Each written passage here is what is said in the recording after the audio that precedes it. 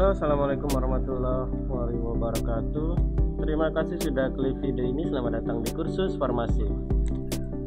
Oke, kali ini kita akan mendengarkan sesi tanya jawab pada sosialisasi Serdos yang dibawakan atau diselenggarakan oleh Dirjen Dikti. Oke, selamat menyaksikan. Pertanyaan berikutnya adalah dari Pak Minto Subroto dari Poltekip Kemenkumham. Sertifikasi dosen tidak bisa dibayarkan karena kami dibayarkan dengan remunerasi. Namun kenapa mesti tetap harus Serdos? Silakan. Prof. Din mungkin. Ya, karena itu tuntutan undang-undang, Pak. Jadi di Undang-Undang Guru dan Serdos, ya, guru dan dosen itu kan tercantum di sana. Kemudian ada peraturan pemerintah juga. Jadi memang seorang dosen itu ya semacam SIM lah, gitu ya, surat izin mengajar. Dia boleh mengajar kalau dia profesional. Nah, profesional apa buktinya? Buktinya adalah dia sudah tersertifikasi. Jadi ini tidak ada hubungannya dengan masalah uang, Pak. Ini tujuan akhir dari Serdos ini tidak untuk tujuan mencari duit ya. Jadi ini betul-betul untuk meningkatkan kualitas pendidikan tinggi kita dan itu amanah dari undang-undang. Jadi mohon maaf, jadi ini tidak dikaitkan dengan remunerasi. Monggo silahkan cari remunerasi jalan terus, tapi sertifikasi dosen juga jalan terus gitu. Ya. Terima kasih Pak Puji. Iya, sangat jelas Prof. Zen. Terima kasih atas penjelasannya. Yang selanjutnya dari Pak Muhammad Iqbal, Politeknik Negeri Subang. Izin bertanya, jika dosen yang baru asisten ahli dan belum 2 tahun, kebetulan sudah eligible di sister yang lama, tapi di sister Serdosmat tidak eligible. Apakah belum 2 tahunnya asisten ahli ini termasuk yang membuat faktor tidak eligible dari dosen-dosen kami di Politeknik Negeri Subang? Prof. Bambang mungkin, silahkan. Baik, terima kasih Pak Puji. Ya, jadi ya tadi syarat 2 tahun itu TMT-nya adalah setelah mendapatkan jabatan akademis. Nah, nanti di penjelasan sister ya, kita akan tahu. Jadi di sister dari dosen, masing-masing dosen, itu kita akan tahu di mana kita tidak eligible-nya. Dan karena apa kita tidak eligible-nya. Nanti ada penjelasan detailnya di bagian sister. Ya, di tampilan laman dari DYS, gitu. Nanti kita akan, masing-masing dosen akan tahu. Dia sudah sampai, tadi dari 8 syarat eligible untuk menjadikan DYS, di bagian mana yang dia belum eligible. Dan kenapa tidak eligible. Begitu Pak Puji penjelasannya. Ya, terima kasih. Saya tambahkan sedikit, Pak Puji. Silakan, Prof. Diki. Untuk berkaitan dengan mereka yang sudah tahun 2020 sudah masuk D5, sudah menyelesaikan portofolio, karena ini peralihan, maka mereka itu adalah menjadi priority. Sekarang menjadi priority di angkatan ini, di 2021 ini, untuk mengikuti di tahapan 1 nanti. Tetapi tentu ini untuk keadilan juga ya. Mereka sudah diprioritaskan tetapi juga harus memenuhi persyaratan itu. Jadi mereka yang sudah masuk di D5 sudah selesai tapi tidak dapat dinilai di tahun lalu karena keterbatasan kuota, ya keadilannya ya mereka menjadi prioritas sekarang. Tentu akan adil juga dengan yang lain, mereka juga harus memenuhi persyaratan itu. Jadi 2 tahunnya juga akan dilihat lagi seperti itu. Ya, itu demikian Pak Puji. Iya, baik. Itu penjelasan dari Pak Sugi. Itu sekaligus menjawab pertanyaan Bapak Bambang Sugiarto dari STIH Sumpah Pemuda. Jadi yang sudah lolos sampai D4 sebelumnya, tapi belum lolos di periode terakhir, itu apakah harus dari awal lagi atau gimana gitu ya. Terus yang selanjutnya dari Pak Rocky Hardianto, admin Serdos Universitas Lancang Kuning. Jadi ini pertanyaan pertanyaan sistem sebenarnya. Saya mau nanya perihal sister universitas banyak yang something went wrong. Nah, ini mungkin ini pertanyaan sistem, tapi mungkin untuk menenangkan para peserta, bagaimana ini, Pak? Mohon jawabannya. Baik, saya jawab aja, Mas Uji. Jadi memang ada beberapa permasalahan di sister. Ini rencana akan paling cepat siang ini akan kita update reels yang terbaru terkait beberapa perguruan tinggi yang masih ada WUPS, terutama saat pengecekan eligible-nya. Nanti akan kita update. Jadi di updatean itu juga PSDPTO bisa monitoring siapa saja yang masuk daftar nominasi dan juga bisa mengunggah laporan LKD. Nanti mekanisme akan saya sampaikan. Terima kasih Mas Mahendra. Jadi untuk permasalahan sistem, kita juga sedang berusaha untuk menyempurnakan biar tidak terjadi permasalahan berikutnya. Terus pertanyaan berikutnya.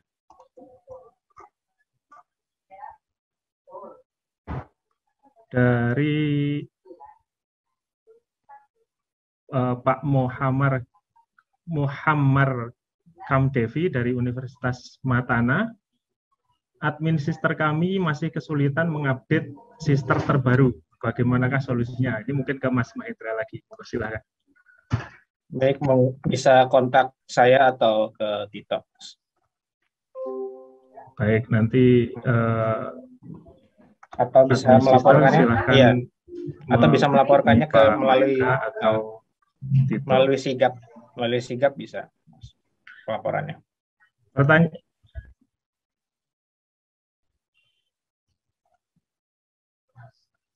Ya, bisa ke pertanyaan berikutnya ya Pak. Dari Pak Ricardo, UKIM Ambon. Mohon diperjelas maksud dari Prodi Agama Serdos. Prodi Agama Serdosnya ikut di Kemendikbud Ristek. Apakah prodinya perlu memperoleh izin operasional dari Kementerian Agama juga? Monggo, Pak Prof. Ivan mungkin. Ya, terima kasih Pak Puji. Tadi sebetulnya sudah dijelaskan oleh Pak Direktur bahwa prodi agama yang ada di Kementerian Dikbud Ristek ini, semua urusan proses sertifikasi dosen itu ditangani di Kementerian Dikbud Ristek. Jadi artinya tidak kemudian seperti yang lalu itu harus ke Kementerian Agama. Kalau tidak salah saya menangkap seperti itu. Ini masih ada Pak Direktur, barangkali juga mungkin agak diperjelas Pak Direktur, mohon izin. Ya, baik Prof. Ivan. Jadi ini kesepakatan antara Kemdikbud dengan Kementerian Agama. Intinya adalah semua dosen yang bekerja, yang mengajar, yang mengabdi di perguruan tinggi di bawah Kemdikbudristek, apakah itu dosen asli Kemdikbud atau dosen dari Kementerian Agama, selama dia mengabdi di situ minimal 2 tahun sebagai persyaratan serdos itu, proses serdosnya dilakukan melalui Kemdikbud, termasuk juga pembayarannya. Jadi nanti ditanggung semua. Begitu juga sebaliknya nanti. Kalau misalnya ada dosen Kemdikbud yang aslinya Kemdikbud kemudian dipekerjakan atau mengabdi di perguruan tinggi di bawah Kemenag, itu juga sama prosesnya melalui Kemenag. Gitu. Jadi saya kira tadi udah clear ya. Jadi kesepakatan kami dengan Kementerian Agama seperti itu. Jadi basisnya pada pengabdiannya di mana gitu, bukan asalnya dari mana. Kalau dia mengabdi di perguruan tinggi di bawah Kemdikbud, maka dia akan diproses dan diurus, dibayarkan oleh Kemdikbud. Kalau begitu juga sebaliknya. Demikian. Mas Sugi, Mas Puji. Terima kasih Pak Dir atas jawabannya. Jadi intinya semua proses serdos itu di bawah Kemdikbudristek. Pertanyaan berikutnya dari, maaf namanya ini nggak terlalu jelas. Izin bertanya, bila sedang tubel, apakah masih bisa ikut serdos? Monggo, Prof. Sen mungkin. Ya, selama ya DIS itu tugas belajar itu diperbolehkan mengikuti Serdos, tapi tunjangannya tidak bisa dibayarkan sebelum dia yang bersangkutan menyelesaikan studinya dan sudah dikembalikan aktif di perguruan tingginya. Karena nanti yang mengusulkan tunjangannya adalah perguruan tinggi yang bersangkutan. Jadi yang tugas belajar boleh. Baik, terima kasih. Ingin menambahkan Pak Puji? Pertanyaan berikutnya dari silakan. Iya, silakan. Tadi menambahkan sedikit terkait dengan dosen yang tubel, itu ada penilaian mahasiswa, nanti tidak dinilai oleh mahasiswa, tapi sistem akan memberikan penilaian dengan skor 4. Ya, jadi artinya penilaian itu tidak dilakukan untuk dosen yang bersangkutan oleh mahasiswa. Tambahannya situ aja, Pak Puji. Ya, terima kasih Prof. Ivan. Pertanyaan berikutnya, ini masalah teknis penilaian. Saya Dina dari STIE Gema Widya Bangsa. Pertanyaannya adalah, apakah ada toleransi untuk nilai TKDA dan bahasa Inggris sesuai yang ditetapkan LLDikti? Yang kedua, perhitungan setiap komponen penilaian dalam kelulusan sertifikasi, apakah masing-masing atau seluruh komponen lalu dibagi rata? Mungkin Pak Sugi, silahkan.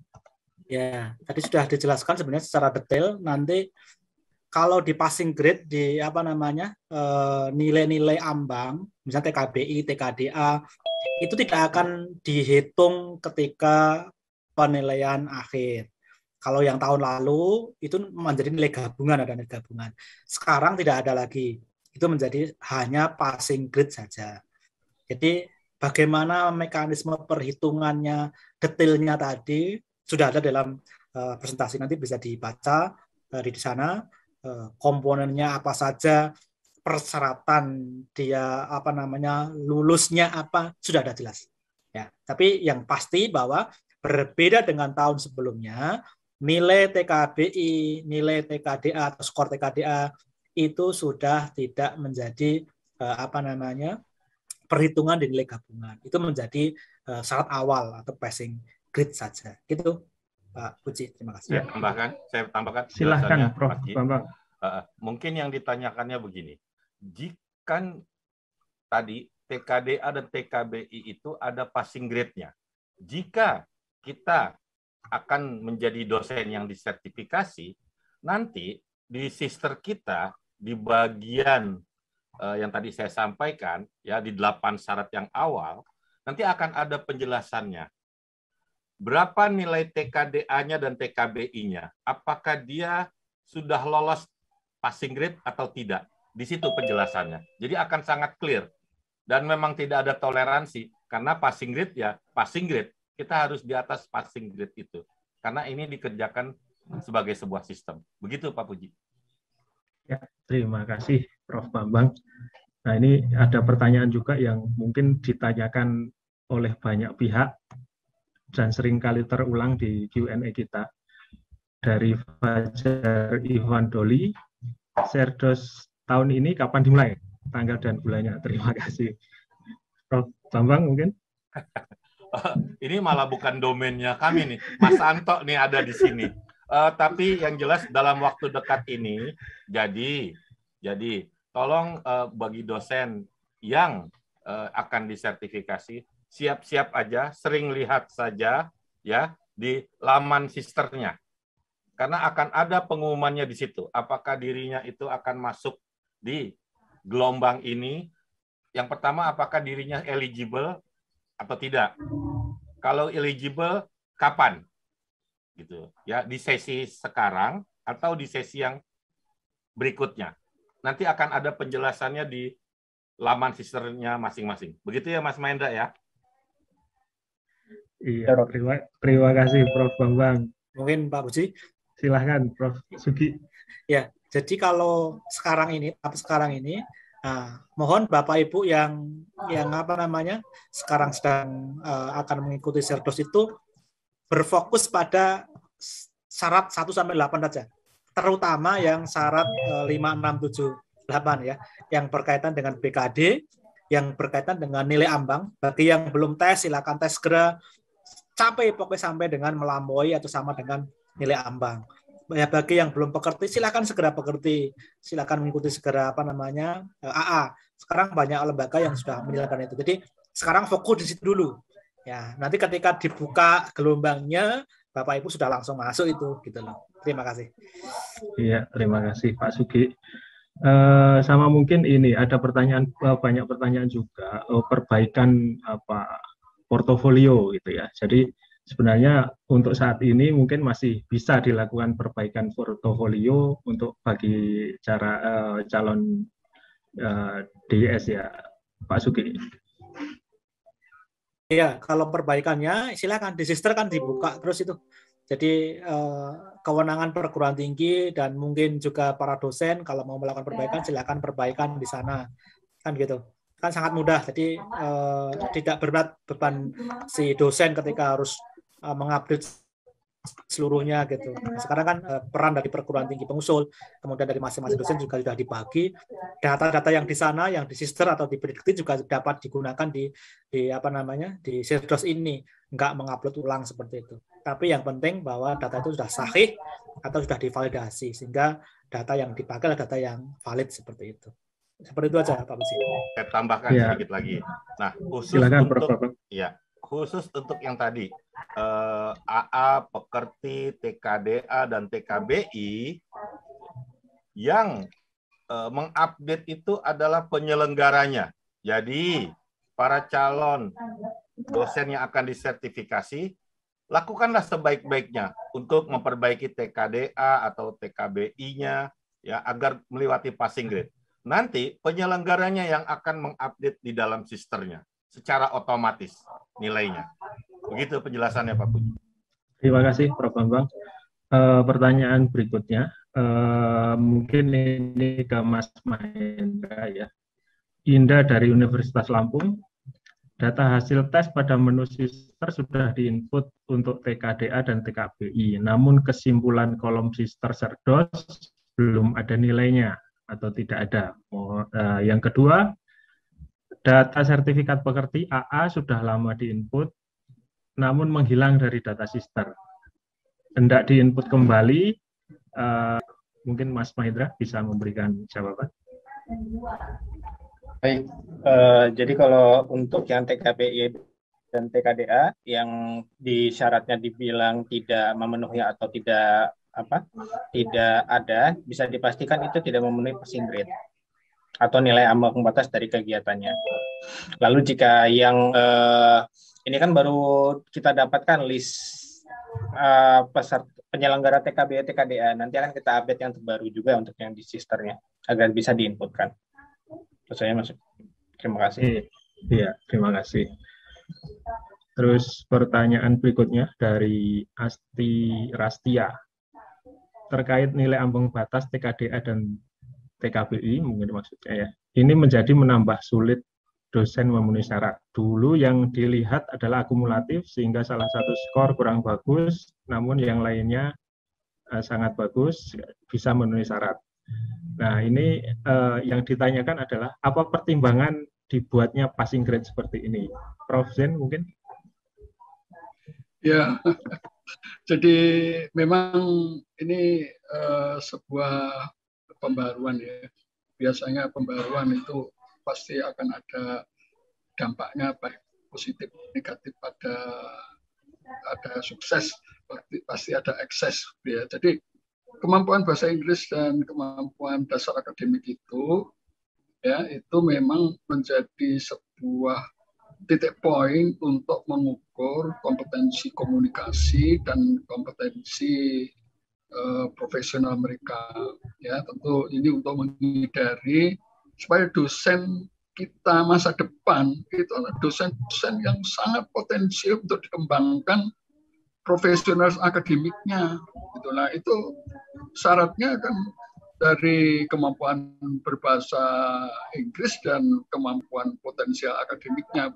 Jadi ini adalah sebuah awal dari sebuah prediksi masa depan, karena dosen-dosen kita masa depan mungkin beda dengan saya waktu jadi dosen tahun 74 begitu ya. Ini kan eranya sudah era ya, revolusi industri 4.0 yang harus mempunyai kemampuan luar biasa untuk menghadapi badai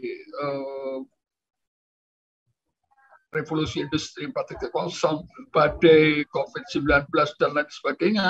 Itu kan diperlukan dosen-dosen yang memang cakap, cerdas, dan itu tadi ya potensinya bisa diandalkan untuk dikembangkan masa depan. Itu jalan pikirannya seperti itu. Kalau kemampuan bahasa Inggrisnya misalnya cuman I love you gitu ya, tentu itu belum menjadi dosen masa depan begitu ya. Jadi ini adalah pemikiran dasarnya tentang prediksi mereka supaya seperti yang disampaikan oleh Pak Dirjen ya, dari vokasi maupun dari Pak Prof. Nizam ya, kan kita pengen ada dosen kita memang dosen yang luar biasa lah. Ya, saya kira itu penjelasannya. Kenapa ada Pak Sigrid? Terima kasih. Silakan Prof. Bambang. Ya, jadi penetapan passing grade ini juga bukan ngasal. Bisa dibayangkan kalau TOEFL kita hanya diminta 477. Saya rasa itu syarat yang sangat-sangat minimal. Tadi kalau menurut pakai kalimatnya Prof. Zen, untuk menjadi dosen masa depan. Kenapa 477 itu kalau TOEFL itu startnya dari 330? Sebetulnya bukan sesuatu hal yang hebat lah. Tadi kalau pakai kalimatnya Mas Gi, untuk sekolah keluar itu tidak mungkin kalau di bawah 520 Mas Gi. Gitu. Jadi kita menetapkan passing grade itu tadi mempertimbangkan syarat minimal seorang dosen. Bukan sesuatu hal yang istimewa kok meminta passing grade di TKDA 530, meminta passing grade TOEFL 477. Saya rasa itulah penjelasannya. Tolonglah ini kita pahami bersama. Toh diberi kesempatan untuk selalu meng-upgrade agar nilai itu dapat dicapai. Terima kasih, Prof. Terima kasih, Prof. Bambang, Prof. Zen. Intinya adanya passing grade itu untuk perbaikan ke depan, mungkin gitu ya, Prof. Ya, betul. Nah, pertanyaan berikutnya dari Darmin dari Institut Kesehatan Teknologi Graha Medica terkait persyaratan poin 4 dan 5. Bagaimana dengan dosen yang pindah home base? Masa kerja dan BKD terhitung di tempat host. Apakah masa kerja dan BKD terhitung di home base yang baru? Mungkin Prof. Ivan, silahkan. Ya, terima kasih Pak Puji. Tadi sudah disampaikan oleh Pak Sugianto dalam paparan. Jadi artinya untuk persyaratan itu dimulai dari TMT. Ya, Pak Prof. Bambang tadi juga sudah menyampaikan.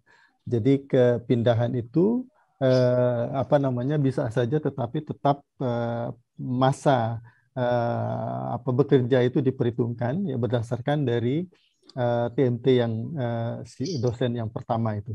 Jadi artinya sekarang ini berlaku untuk bisa disambungkan ya, dengan catatan bahwa yang bersangkutan itu tetap menjadi dosen tetap walaupun ada pemindahan home base begitu. Saya menambahkan Mas Puji. Silahkan Prof. Jadi konsepnya ini sertifikasi dosen, bukan sertifikasi dosen stikes, tapi sertifikasi dosen ya nasional. Dan kebetulan sudah ada sister sehingga riwayat mengajar yang di home base lama maupun baru itu mudah dikenali. Jadi konsepnya begitu. Sehingga tidak peduli dimanapun tugasnya, yang penting sebagai dosen yang bersangkutan sudah memiliki portofolio BKD selama 2 tahun. Ya, terima kasih menambahkan dikit. Oh, iya, terima kasih, Prof. Jadi selain dari Q&A, hari ini kita juga ada pertanyaan yang lewat live YouTube. Mungkin silahkan nanti yang live YouTube silahkan di ini nanti biar bisa dijawab. Silahkan ditampilkan di layar. Terus pertanyaan berikutnya dari Friska Mirza. Izin bertanya dari Universitas Jogja, apakah dosen yang telah serdos dan menerima serdos harus mengulang kembali ujian untuk mendapatkan serdos bila dosen tersebut pindah home base atau berpindah dari PT swasta ke perguruan tinggi swasta ke perguruan tinggi negeri? Terima kasih. Oke, mereka yang sudah sertifikasi, punya sertifikat sebelumnya tidak perlu untuk mengulang sertifikasi lagi, ya. Jadi dapat digunakan. Jadi sesuai dengan peraturan perundang-undangan itu sertifikat itu berlaku selama yang bersangkutan masih sebagai dosen. Ya, kecuali sudah dicabut misalnya karena plagiat, itu bisa dicabut sertifikatnya. Tapi selama itu masih sebagai dosen, hanya pindah home base misalnya, itu dapat digunakan. Jadi tidak perlu mengulang dari awal seperti itu. Terima kasih. Ya, terima kasih Pak Sugi. Jadi ada banyak sekali pertanyaan di Q&A kita, tapi memang kebanyakan dari masalah TOEIC, PLTI, TKBI, TKCA gitu, dan semuanya sering berulang. Jadi alhamdulillah kita juga sudah banyak mendapatkan jawaban hari ini. Untuk yang dari YouTube Live, apakah sudah bisa didapatkan pertanyaannya? Baik, terima kasih Mas Puji. Izin ingin menampilkan pertanyaan yang berasal dari YouTube Live. Sebelumnya mohon izin Bapak Menteri, Bapak Dirjen, dan Bapak Direktur, serta para pimpinan untuk menampilkan pertanyaan tersebut. Baik, di sini untuk yang pertama ada pertanyaan dari YouTube Live atas nama Ibu Kristina Aritonang. Monggo kiranya para tim bisa menjawab.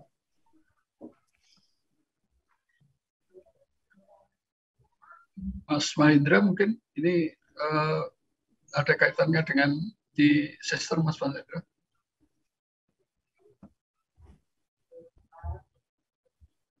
Ya, Mas Mahendra, ini di sistemnya ya, seperti apa itu kasusnya?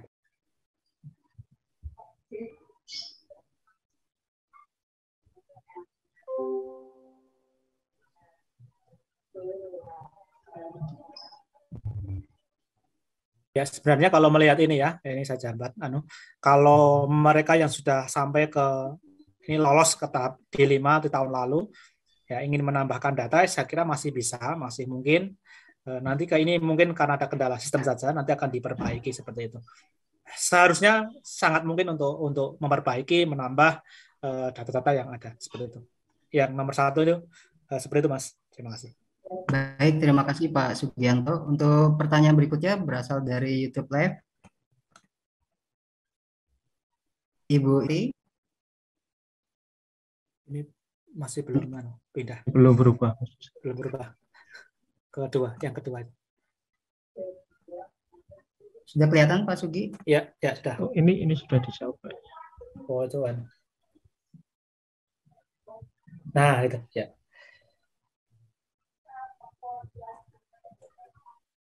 Ya, ini tadi seperti disampaikan oleh Mas Mahendra, memang beberapa ada kendala, ada error. Ini yang kata-kata whoops, looks. Ini juga sangat familiar di para peserta, sedang diperbaiki seperti disampaikan oleh Mas Mahendra. Mungkin dalam waktu dekat ini akan ada update lagi. Seperti itu sudah saya sampaikan. Baik, terima kasih Bapak. Untuk berikutnya berasal dari Universitas Karimun, Ibu Juliviana Putri. Monggo untuk para tim Serdos. Belum berubah, Mas. Masih yang lama. ini masalah sister ini. Nah, nih, ya.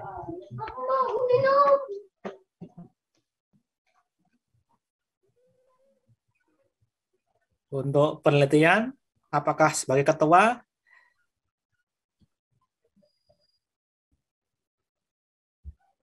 boleh menggunakan penelitian bersama kan?